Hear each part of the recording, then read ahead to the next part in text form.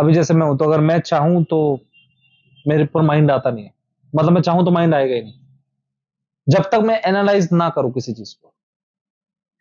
अब जैसे मुझे पानी पीना है, तो मैं क्यों ये देख रहा हूँ कि हरी बोतल है कि लाल बोतल है? एनालाइज करके होगा क्या, फायदा क्या? तो इसीलिए मेरे जीवन में एनालिसिस बहुत कम, मेरा जीवन का दायरा बहुत छोटा है, बहुत छोटा दायरा है। आज मैं इसके साथ हूँ, और ये मेरे से ये शिकायत करता है कि भैया अपने पे फोन से बात नहीं करते, लेकिन मैं इसको कैसे समझाऊं कि मैं हूं तो मैं तुम्हारे पास पूरा हूं, और जब नहीं हूं तो फिर मैं नहीं होता, मैं आधा आधा नहीं रह पाता कहीं पे भी। फोन से ध्यान उधर को ले रखूं, शरीर इधर रखा, कभी ऐसे नहीं रह पाता। तो अभी हूं तो अभी मैं उसके साथ खूब बात करूंगा, मजे से रहूंगा, और जब नहीं हूं तो मेरा फोन कर नहीं पाता मैं ज्यादा। तो ये व्यक्तित्व तो अपने आप बन जाएगा तुम्हारा। हंसी मजाक में पता है तुम्हें क्या होता है? अरे भाई भाई भाई, ये बात सुन, ये बात सुन, ऐसा गया, ऐसा हुआ, और फिर ऐसा हो गया, और वहीं पर तुम फेंक देना एक काउंटर क्वेश्चन। अच्छा, झूठ बोल रहा है ये, मेरे को लग जाएगा बुरा। जिस चीज पे भी तुम्हें बुरा लग रहा है, वहीं पे तुम मन में थे। अभी यहाँ एक्सीडेंट हो जाए धड़ाम, एक सेकंड को देखो क्या हुआ, फिर अपने काम में लग गए, तुमको क्या लेने देना। जिस दिन तुम इतना दूरी नहीं बना पाओगे मन से, उस तब तक तुम अलग नहीं हो पाओगे। अभी तुम मन के साथ एक हो। अभी मैं तुमसे बात कर रहा हूं, मैंने तुमसे कहा ना, तुम चाहो तो डिसरिस्पेक्ट भी दे सकते हो मेरे को, बात सही कि नहीं? मान लो तुम मेरे से सवाल पूछो, मैं तुम्हें रिस्पेक्ट ना दूं, फिर क्या करोगे? और तब तुम्हें पता चलेगा जीवन ऐसा ही है। कौन सी गारंटी है कि तुम्हें कोई सब रिस्पेक्ट देंगे ही देंगे? जब तक मन से नहीं छूटोगे तब तक कोई है नहीं। अब तुमने सवाल पूछो, गौर से सुनना, तुमने सवाल मेरे से पूछो, क्या गारंटी कि मैं इसका जवाब दूंगा ही दूंगा? तुम नहीं दे रहा, मैं इग्नोर कर दे, फिर क्या करोगे? तुम कोई बात नहीं, ये भी मंजूर। जब तक तुम ऐसे नहीं जियोगे, ना राम ना रावण, ना रिस्पेक्ट ना डिसरिस्पेक्ट, जब तक ऐसे ना जियोगे, ये छोटा सा एग्जांपल दे रहा हूं, ऐसे जियो, कुछ है कुछ नहीं, कोई बात नहीं, कोई दिक्कत नहीं, सब मंजूर। वहां मन नहीं रहता। मन तीन जगह पे नहीं रहेगा, या तो बिल्कुल अंतिम पे, अंत पे, या फिर बिल्कुल बीच में, मन नहीं रहता। समझ रहे हो? अभी तुम बिल्कुल, जब जैसे मैं तुमसे क्यों इच्छा जोड़ू? मैं जानता भी नहीं, क्योंकि मैं इंदौर के इलाकों के नाम नहीं जानता, मुझे ये भी नहीं पता मैं अभी मैं बैठा कहाँ हूँ, खेती पाली ऐसे खेली क्या, खाती वाला, तो वहां मैं बैठा हूँ, लेकिन मुझे ये पता ही नहीं कि सच में कि मैं बैठा कहाँ हूँ, और क्यों जानू मैं इसका? जान करूंगा क्या? कल को मेरा शरीर कहीं और ले लेगा जन्म, फिर मैं पाकिस्तान की जगह, मान लो पाकिस्तान में जन्म, वहां की जगह यादें कर रहा हूँ, लाओ लाओ, और मैं कोई ऐसा नहीं कर रहा, हिंदुस्तान टुकड़े टुकड़े हो जाएंगे, मैं वहां बकता फिर रहा हूँ, फिर दुबई पहुंच गया, वहां पे मैं शेखों वाली जिंदगी जी रहा हूँ। तो समझ रहे तुम? ये सब कंडीशनिंग, ये सब फालतू चीजें, बाहर तुम नहीं हो, आउटसाइड अलग है, वो मन है, तुम तो कुछ और ही हो। तुमने तो कभी सवाल कोई पूछा ही नहीं। मैंने तुमसे कहा ना, तुम्हें तो प्यास भी नहीं लगती कभी भी, वो शरीर को लगती है। मन को चाहिए निश्चित भविष्य, निश्चित भविष्य चाहिए, लेकिन जीवन निश्चित है नहीं। कल को मृत्यु हो जाए, मेरी क्या करोगे उसमें तुम? और क्या मैं कर लूंगा, और क्या तुम कर लोगे? जब तक तुम ये नहीं समझोगे ये पल ही है जो है सो है, अभी बिल्डिंग ढह जाए फिर क्या करोगे तुम? पुलिस वाले आएंगे, पुलिस वाले होटल को करेंगे सील, लेकिन उससे भी हुआ क्या? जिनको मरना था वो तो मर ही गए। इसलिए तुम समझते नहीं, जब तक तुम ये नहीं समझोगे कि जीवन निश्चित नहीं है। लेकिन दिक्कत हमारे साथ एक और है, हमने इतना ज्यादा जीवन निश्चित देखा है ना चारों ओर, कि हमें लगता है कि हम भी सब निश्चित ही हैं। क्या नहीं हो सकता तुम्हारे साथ? खांसी जुकाम नहीं होता, टाइफाइड अभी हो गया था मेरे को, कैंसर हो जाएगा, क्या कर क्या सकते हो तुम इसमें? क्या कर लोगे तुम? जब तक ये नहीं समझोगे कि भविष्य भी तुम्हारा नहीं है, और पास्ट तो है भी नहीं तुम्हारा, ये वर्तमान है। अभी तुम कहां बैठे हो? कहां बैठे हो तुम? रूम में बैठे हो, तो तुम्हारा जीवन यही होना चाहिए। अब मैं तुम्हारी छोटी फोटो लाऊं, 2 साल का विशाल, बताओ उसका नाम क्या है? क्या बोलोगे उसका नाम क्या है? इस बच्चे का नाम क्या है? तुम्हारी फोटो है तो फिर तुम्हारा नाम क्या है? ये कैसे हो सकता है? तुम एब्सोल्यूट डिफरेंट, 15 साल का अंतर है तुम दोनों में। ये कैसी बात कर सकते हो? मैं एक पेड़ खड़ा है, कोई भी पेड़ ले देख लो, और उसी का बीज ले आऊं, अब मुझे बताओ, क्या ये और ये अलग है? क्या बोलोगे तुम? वही बात तुम कर रहे हो। मैं 2 साल के बच्चे की फोटो लेके आया तुम्हारे सामने, वही वो तुम ही हो, और मैंने बोला ये कौन है? फिर बोले विशाल, फिर मैं बोला तुम कौन हो फिर? कि मैं भैया उसी का इवॉल्व्ड रूप हूं। यानी कि जीवन एक धारा है, जीवन में कटाव कहीं नहीं है। समझ रहे हो मैं क्या बोल रहा हूँ? तो ज्यादा डीप हो रहा है क्या ये? समझ रहे हो ना यहां तक? मतलब वही बीज एक वक्त पेड़ था। जीवन चलता है इफेक्ट और कॉज में। Tree is the effect of seed, and seed is the cause of tree. Slowly slowly समझो इसको समझना। आपने अभी सीड बोला तो ये भी पास हो चुका है। यस, यस, यस, यानी कि सीड जो था और ट्री थे, पहले तुम अपने ऊपर, तुम कौन हो, तुम वर्तमान हो, और ये 2 साल का जो विशाल है ये कौन है फिर? लेकिन सही मायने में तुम अलग हो क्या? क्योंकि उसका भी नाम विशाल है, तुम्हारा भी नाम विशाल, और तुम एक ही तो थे। यानी कि तुम एक धारा हो चलती हुई, तुम हो नहीं, तुम हो रहे हो। इसको गौर से सुनना आप शब्द को। मैं तुमसे कहूं कि ये विशाल है, ये रॉन्ग है का मतलब ये होता है कि मैंने निश्चित कर दिया, वहां पे कैंची कट, फुल स्टॉप।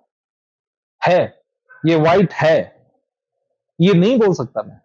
थोड़ी देर छोड़ दो इसको, यहीं पे गंदा भी होगा, थोड़ा सा ग्रे होना शुरू हो जाएगा, फिर ब्लैकिश होना शुरू हो जाएगा, यही यही साधारण सा कलर। तो ये नहीं कह सकते कि ये व्हाइट है, ये अभी व्हाइट हो रहा है। समझ गए यहां तक? तो ये विशाल हो रहा है। नहीं, ये इसीलिए भी इंपॉर्टेंट है, नहीं बोलोगे ना तब तक तुम्हें ये नहीं समझ आएगा। हम सब धारा है चलती हुई, हम एक ही पानी की धार है जो बहुत पहले से चलते आ रहे हैं। तुम्हें क्या लग रहा है कृष्ण के टाइम में तुम थे नहीं? तुम नहीं थे कृष्ण के टाइम में, है ना? तुम थे, किसी और रंग रूप में थे, पर तुम थे। समझ गए? और जब तक तुम ये नहीं समझो गौतम बुद्ध के टाइम पे भी तुम थे, पर बहुत किसी और रंग रूप में हो जाओ, तो तुम ये क्यों कहते हो कि कृष्ण वहां पे थे? तुम भी तो थे उस वक्त पे, तो तुमने क्या उखाड़ लिया कृष्ण को देख के या बुद्ध को देख के? तो इसीलिए ये कभी मत कहना कि उस वक्त के जो लोग थे वो मूर्ख थे, क्योंकि फिर मूर्ख तुम भी थे, जो जो बुद्ध को ना जान पाए। तुम ये कभी ब्लेम मत करना भीष्म पितामह पे, सही मायने पे, कि तुम तो जानते थे सब। तुम्हारे सामने दुर्योधन 5 गांव नहीं दे पा रहा था कृष्ण ने मांगे तो तुम सब जान रहे थे ना, और तुम जान नहीं पाई ये कौन है। स्वयं वासुदेव तुमसे कह रहे हैं कि ये युद्ध फिर मैं टाल नहीं पाऊंगा, होना तो आई, और तुम सब मारे मारे जाओगे एक एक करके। ये चीजें तुमको नहीं आ रही थी समझ में? चिंता मत करो, जितने तुम मूर्ख हो उतने वो भी थे भीष्म पितामह। मैं ये नहीं कह रहा कि उन लोगों में इंटेलिजेंस की कोई कमी थी, इंटेलिजेंस इज डिफरेंट थिंग, और उठी हुई चेतना अलग चीज होती है। इंटेलिजेंस का मतलब ये होता है कि तुम ये बता सकते हो उस डब्बे में जो तेल है वो कौन सा है, मस्टर्ड ऑयल है या फिर मस्टर्ड का कौन सा फ्लेवर है, मस्टर्ड में कैसे बनाया जाता है, वो अलग चीज होती है। Information is a different thing, और मैं जिसकी बात कर रहा हूँ वो अलग चीज है। तब तुम ये जान रहे थे। दुर्योधन और अर्जुन में क्या अंतर था बताओ मुझे? एक दुर्योधन है, एक दुर्योधन, एक अर्जुन है, एक कृष्ण है। कृष्ण कृष्ण किसके सामने थे? अर्जुन के सामने। लेकिन वही कृष्ण तो दुर्योधन के पास गया, उसने 2 कौड़ी का भी मान नहीं रखा, आया ना? तो यानी कि कृष्ण भी कुछ नहीं थे जब वो मूर्ख के सामने थे। 5 गांव मांगे थे, नहीं मान दिए उसने 5 गांव। पूरा युद्ध हुआ, पूरा युद्ध हुआ, और अर्जुन के सामने कृष्ण कौन थे? तो जब तुम कृष्ण वर्ड कहते हो ना कि आई लव कृष्ण, तुम समझ नहीं रहे हो तुम बोल क्या रहे हो। वो कृष्ण तो दुर्योधन के सामने भी थे, वो कृष्ण सबके सामने थे, वो पूरी पूरी सेना खड़ी थी। मूर्ख सेना है। मैं मूर्ख इसलिए बोल रहा हूं, तुम्हें पता नहीं कि सामने कौन व्यक्ति खड़ा है। अगर आज के बच्चों को, 2024 के हिंदुओं को एक बार बोल दिया जाए, तुम सबको एकदम टेलीपोर्ट किया जाता है उसी टाइम पे, तुम 1 सेकंड नहीं लगाओ कृष्ण की शरण में जाने में, कि महाराज ये नहीं करना युद्ध, ऐसी तैसी युद्ध की, ये डले भाले पाले, हम जा रहे हैं कृष्ण की शरण में। लेकिन तुम समझो तो सही, ऐसी क्या चीज थी जो उन बच्चों को नहीं, उन व्यक्तियों को नहीं मालूम थी कृष्ण के बारे में? ये वो कौन सी चीज थी, वो सोचो, वो चीज मैं तुमसे पूछना चाह रहा हूँ। यस। और फिर लेकिन सोए तो हम भी हैं, एक और अंतर है, वो ढूंढो, सोचो। एक अंतर और है, हम भी सोए हुए हैं, वो भी सोए हुए थे, लेकिन एक अंतर और है। वो अपने अधिकार में, वो तो हम भी है, वो तो हमारे पास भी है, जो जो है उनके पास वो हमारे पास भी है। लेकिन एक एक अंतर है, एक अंतर है, एक अंतर है ना। सोचो क्या अंतर है हम में और उस वक्त के लोगों में? वक्त का ही अंतर है। अब हमने क्या कृष्ण की गीता भी रीड कर लिया है, अब हमने ज्यादा कृष्ण को समझा है। हाँ, यस। अगर तुम नहीं जानते ना ये कहानियां, तुम नहीं जानते कि उनके जो पिता जो थे वासुदेव थे, तुम नहीं जानते कि उनका जन्म इसे अंधकार में हुआ था, तुम अगर नहीं जानते अर्जुन को जब गीता कांड दिया विराट रूप दिखाया, तुम नहीं जानते, तो तुम भी उसी मूर्खता में रहते। इसका मतलब ये कि अभी भी तुम्हारे पास सिर्फ इंफॉर्मेशन ही है। तुम ये मत समझना कि आज अगर कृष्ण तुम्हारे सामने, तुम गौर से सुनो मेरे सवाल को, तुमको फिर भेजा जाए अभी कृष्ण के सामने, फिर से भेजा जाए, और कृष्ण तुम्हारे सामने खड़े, और फिर से अब तुमको बोला कि अब बताओ क्या करो, कि नहीं नहीं भाई साहब हम तो वो नहीं करेंगे, वॉर नहीं करेंगे, ईश्वर है हमारे, हम तो उनकी शरण में जाएंगे। तो क्या ये बात तुम्हें महान बनाती है? सोचो इस बात को गौर से। क्या ये एकमात्र बात तुम्हें महान बनाती है? नहीं, अभी भी तुम महान नहीं हो, कहीं तुम सोच रहे हो। ये भी सिर्फ कंडीशनिंग है, क्योंकि तुम्हें तो सिखाया गया अभी भी कृष्ण के बारे में। तब तुम आए हो पीछे से, तो वरना तुम जब थे उनके दौर में, जब तुम थे सामने, तुम भी किसी न किसी सिपाही के रूप में होंगे खड़े कहीं ना, क्योंकि लगभग पूरा भारत तो युद्ध में था ही। मैं तो मान के चल रहा हूँ महाभारत हुई, मुझे हालांकि कोई लेन देन नहीं इतिहास से, मैं उसको दो कौड़ी का भी नहीं मानता, चलो मान लो हुआ हो। तब मैं तुम्हें सिर्फ एग्जांपल्स दे रहा हूं कि ऐसी तुम्हें क्या लगता है, क्या अभी तुम महान हो कि, तो अगर तुम्हें कृष्ण के सामने लेके जाया जाए तुम महान हो? क्योंकि वो तो सिर्फ कंडीशनिंग है। इतने सालों साल से हम कृष्ण को पूजते आए, कृष्ण को ये किया वो किया, उनके जन्माष्टमी मनाई, तभी जाके तो सिखाया ना, सीखी हुई चीज तो अभी भी है। तो वही तुम पूछ रहे हो, क्या तुम महान हो अभी भी वहां पे? इसका मतलब ये, एक सेकंड, इसका मतलब ये, जब तक वही कृष्ण, तुमको अगर महान दोबारा से बनना है तो तुमको वही हालात दोबारा से पैदा करने पड़ेंगे। अब सामने कृष्ण को ढूंढ के दिखा दो, जैसे वो थे अंधे, वो अपने वक्त के कृष्ण को नहीं ढूंढ पाए, तुम्हें क्या लगता है वैसा कृष्ण अभी नहीं हुआ होगा? होगा ना, अलग रंग रूप में होगा, अलग रंग रूप में होगा, और तुम पहचान नहीं पाओगे। लेकिन जब वो बुद्धत्व को प्राप्त होगा, वो कृष्ण आज आज के वक्त में, हो सकता है इंदौर में हो, विजयनगर पे सफाई कर्मचारी लगे कि हम कृष्ण क्यों, क्या क्या क्या सोच सकते तुम, हो सकते हैं वो। और जब वो बुद्धत्व को प्राप्त होंगे, आने वाले 50-100 साल वाले बच्चों के साथ भी यही बात हम कर रहे हैं। तुम बताओ इंदौर के हो सकते हैं वो कृष्ण? क्या हो सकते हैं? वही तो था कृष्ण का 11वां रूप। तो यही मैं तुम्हें समझा रहा हूं, तुम इतिहास से जोड़ नहीं सकते अपने साथ। इसीलिए मैं कहता हूं, एक लिहाज से मेच्योरिटी के साथ सुनना, एक लिहाज से कृष्ण दो कौड़ी के, और एक लिहाज से बहुत महान है। दो कौड़ी का क्यों बोला मैंने? क्योंकि वो इतिहास के वो धुआं है, उनको तुम्हारे सामने अगर तुम्हें कृष्ण की महानता को मतलब जाननी है, तो दोबारा से कृष्ण को ढूंढ के दिखा दो चलो। जैसे वो उनको भी नहीं दिखा कि ये जो व्यक्ति खड़ा है कृष्ण है, ऐसे तुमको भी तो नहीं दिखा, तुम्हारे सामने भी तो होगा कोई ना कोई कृष्ण। इसीलिए मैंने कहा कि जो पुराने वाले व्यक्ति है और तुम में कोई खासा अंतर नहीं है, तुम होते भी उनके सामने तो भी नहीं पहचान पाते कृष्ण।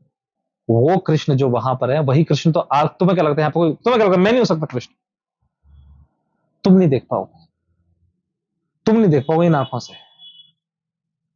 लेकिन अब सवाल आता कि भैया ये कैसी बात हो कि आप अपने आप को कृष्ण बोल रहे हो? तुम अपनी साधारण सी धारणाओं में कृष्ण को बांध रहे हो, फिर से यही गलती करते हैं हम सब। इसीलिए मेरा कहने का मतलब है कि तुम इतिहास से जोड़ोगे तो कहीं नहीं मिलेगा तुम्हें, इतिहास से अपने आप को जोड़ोगे ना तो कहीं पहुंचोगे नहीं तुम।